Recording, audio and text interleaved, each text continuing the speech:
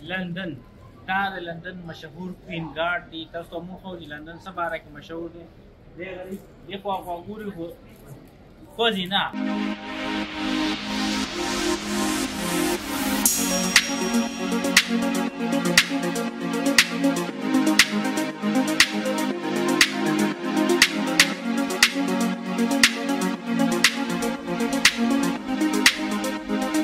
موږ اوس ټرافالګر سکویر ته راورسو. ټرافالګر سکویر ډیر مشهور او د ویزیټرو سیاحانو لپاره ډیر سیلګرو لپاره ډیر مشهور ځای دی. دلته کې دنیا ګوټ نه سیلګري راځي او دا د دې لندن زړه دی.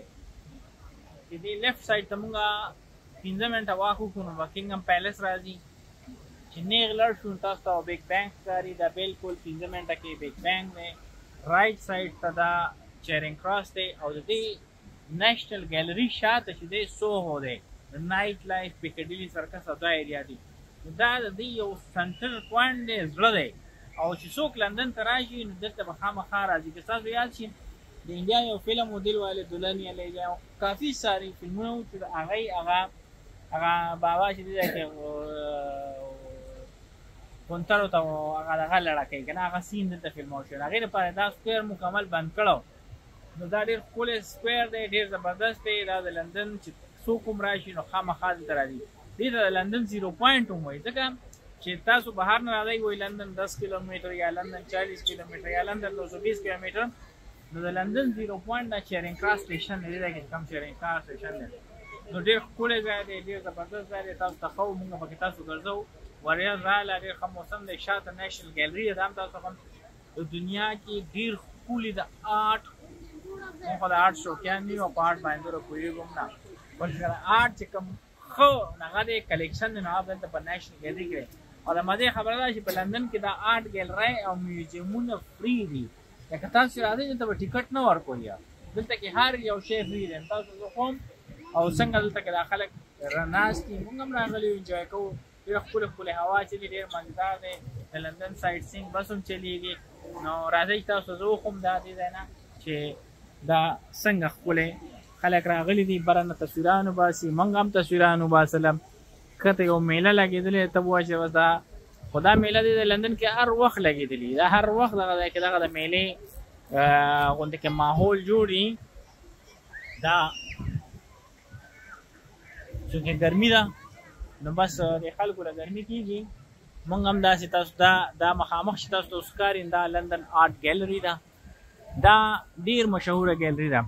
د دې ځای تاریخ باره کې هم تاسو ته ووایم، دا ټرافالګر سکویر دی. دې ته ټرافالګر سکویر ځکه وایي چې دې ځای کې چې د دوی مړه به چې په دی کلم سخت راغله، دوی له انګریزانو له انګلینډ والا خدای پاک ډېر ښه جرنیل ورکړه.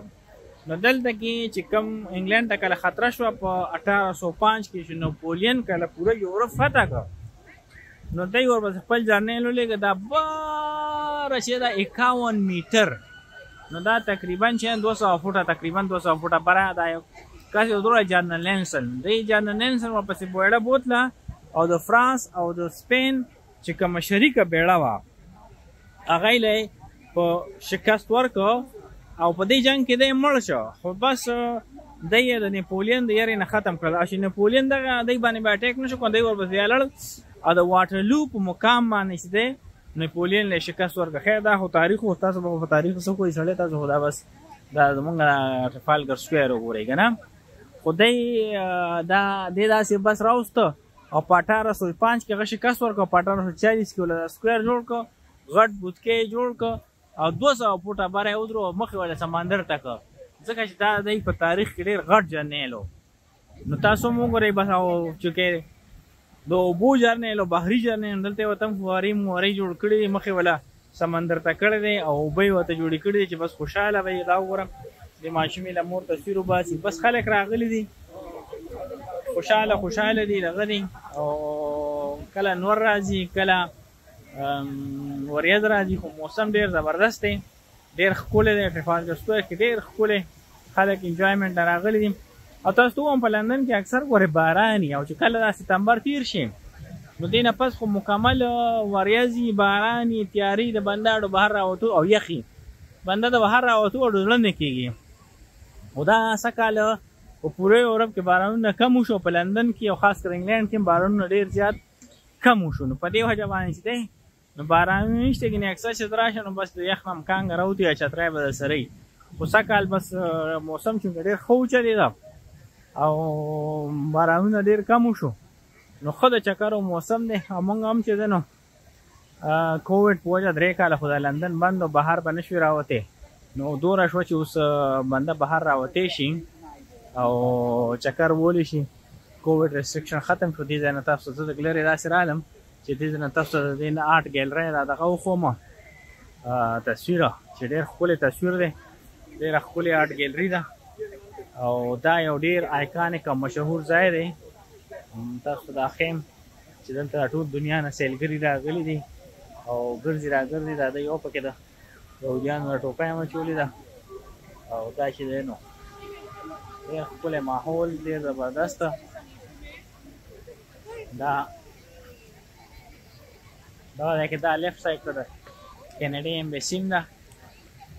دا بس کله نور راځي کله وریځ راځي. خپله موسم ګرم دی، موسم ډېر ښکلی دی، ګرمي ده، موسم د ګرمۍ دی خو دلته ګرمي نشته دی.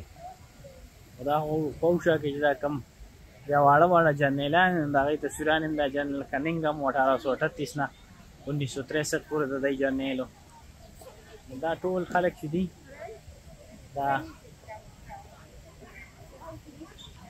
دا وړو دپاره چې نو آرټ ګیلرۍ والا نیشنل آرټ ګیلري والا یو ایګزیبیشن غونې کړی، واړه راځي دلته کې دغه ډرا کوي او دا ټول خلک په پوړو ناست دي، نور انجوای کوي، ځان له تصویران وباسي، یادګار تصویران جوړوي، دا کوي چې بس ښه پکې خوشحاله دي.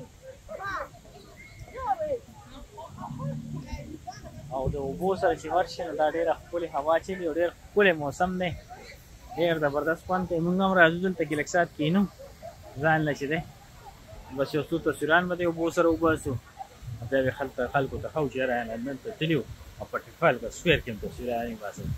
بس تاسو هم راځئ موږ سره کښېنئ، انجوای کړئ د اوبو دا شور، د اوبو دا مزه. خیال کو هسې نه لړه نه شي وری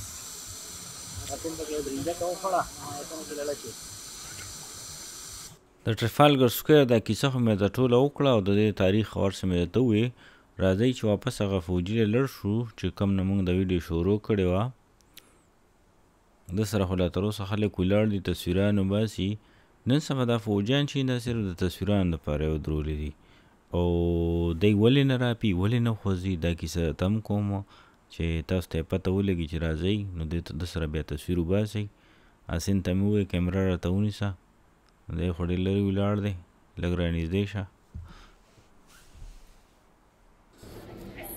لندن دا د لندن مشهور کوین ګارډ دی. تاسو ته مونږ ښودي لندن څه باره کې مشهور دی. دې خوا ګوري خو خوځي نه، که ته هر څوک یې دی بلکل سټریټ ولاړي. مخکې به دا د ملکې حفاظت دپاره و، نن سبا یې لندن کې شوشه دپاره راګیر دي چې بس دا سیاح چې کوم دي دا ټورسټ چې کوم دي هغه یې پرې بس تصویران وباسي او پیسې پرې ګټي. نور دی اوس نن سبا د هېڅ ته کار نه دی. نو لندن کې دا ځای هم دی، نور ځایونه هم دي. تاسو ته تصویر در پکې راله وباسم.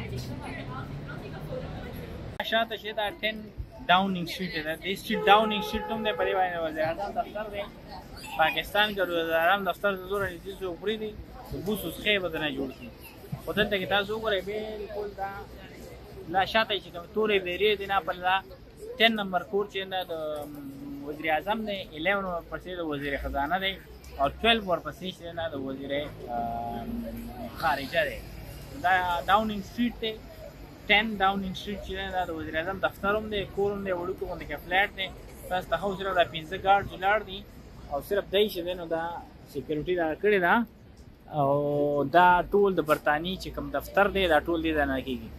دې ټول سټریټ ته وایټ هال وایي. دا د ډېر مشهور سټریټ دی او د انګلینډ د ټول سرکاري دفترې چې دا دې ځای باندې دی. دا مخامخ تاسو ته ټاور بیګ بینګ ښکاري، دا د لندن پارلیمنټ دی که نه. نو دې پارلیمنټ هاوس باندې چې تاسو وګورئ دې ځای نه تر ټرافالګر سکویر پورې دا یو محل و، دې ته به وایټ هال وي. پیلس خو ختم شو، محل ختم شو، خو دا دفتر ټولې پاتې شوې او دا سرکاري ټول کار روزګار چې دی دا هم په دې وایټ هال باندې کېږي. نو ډېر ښکلی سیسټم دی. تاسو خپل ممبر اف پارلیمنټ ته چې ووایي نو پارلیمنټ هم دننه پرېږدي، تاسو عام سړی هم وزټ کولی شئ. او دا 2 منټه واک ټرافالګر سکویر ته دی. او دلته کې د دوی چې کوم د جنګ شهیدانو یا د جنګ مړي د هغه یادګارونه چې کوم دا خبره د انګلینډ کې کوم 23 مارچ پریډ نو هغه دلته کې دا هغه ډي ډے پر ورځ باندې کېږي که نه، چې په کومه ورځ باندې دوی خو چانه ازادي نه واخیستل. دی ډي ډے دا چې په کومه ورځ باندې دوی په فرانس باندې اټیک کړی د جرمنانو خلاف، نو هغې ته دی ډي ډے وایي. نو په هغه ورځ باندې ورلډ وار 2 په یاد کې چې دلته کې په دې ځای باندې روډ بند کړی او دلته کې ډېر ښکلی پریډ او دا سیسټم د دی چې نه سیرمني دلته کېږي. د هغې د خاص نوم ولي هغه مڼه مانه یې نوم هېر شو، خو دا نو دا ما تاسو ته خو چې دا د دی نغه دی د وزیر اعظم دفتر او کور دی ډاونینګ سټریټ.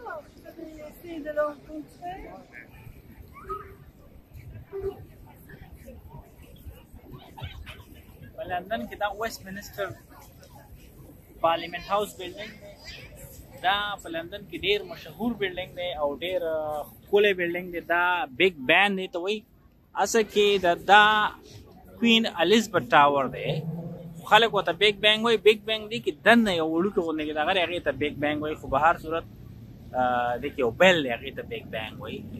خلک دا په بیگ بینګ باندې مشهور کړی. دا تقریبا 3 کاله بند و، ځکه چې دا رینوویټ کو صفایي پکې کوله.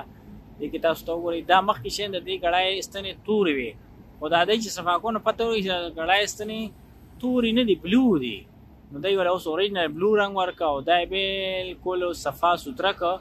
منځ کې چې کوم ځای ګټې خرابې وي هغه ګټې پکې بدلې کړې. دا تقریبا په دې باندې 15 میلیون پاونډ ریسټوریشن ولګېده. دا ټول بلډینګ کې د ریسټوریشن کار شروع دی او دا به دی ریسټور کوي دغه کوي. د دې تاریخ خو به بیا بل لګي چې ته ووایم. بس دلته کې تاسو ته خو ډېر غټ ټورسټ راغلی دی، ډېر غټ ټورسټ راغلی دی او دا تاسو ته ښکاري او بیزي دی. موسم ډېر زبردست دی ځکه ډېر ښکلی دی. او نن پکې دا یوکرین والا خلک راوتي دي په دې پارلیمنټ کې. د یوکرین جنډه لګېده دی، د یوکرین دا ګلکاری والا شرټونه اچولي دي. د رشیا خلاف نن مظاهره وه، نو په سیټي کې یوکرینین ډېر زیات راغلي دي. تاسو اوس موږ دا د سمندر یا د دریاب غاړه نه تاسو د پیلس اف ویسټ منسټر د ویسټ منسټر محل چې ورته وایي دا خو دا دې ځای کې دی د پارلیمنټ دا خو 1000 کاله نه زیات زوړ دی. خو بیا په 1500 کې دی دلته کې یو بل پارلیمنټ جوړ کړ او بادشاه به دلته کې پاتې کېده. خو هغه بیا محل په 1830 کې اور سره تباه شو. نو 1834 کې دی دا نوی محل جوړ کړ او دې محل جوړول دپاره د دریاب نه 24 کنال ځمکه راګیره کړه.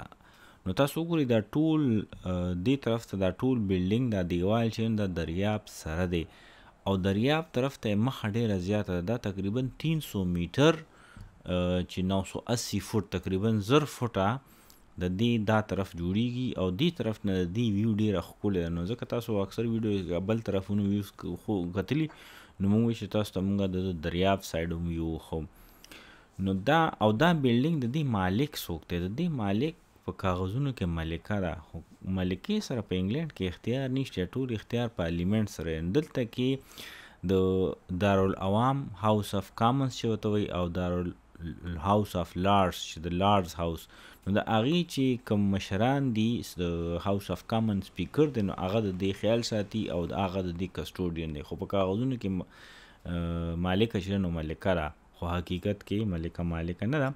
په دې ویډیو کې تاسو ته مونږ دا 2-3 ځایه وښوله. لندن چونکې غټ ښار دی او ویډیو ډېره اوږدېږي نو ډېر څیزونه به درته بیا په بله ویډیو کې وښو. د لندن باره کې که ستاسو دا ویډیو خوښه شوي نو ضروري ملګرو سره شیر کړئ، لایک یې کړئ او زمونږ پیج فالو کړئ، زمونږ سره یئ او مونږ ته ووایئ چې تاسو په لندن کې یا په یورپ کې څه کتل غواړئ نو مونږ به تاسو ته د هغې باره کې خپلې ویډیو او معلومات تاسو سره شیر کوو.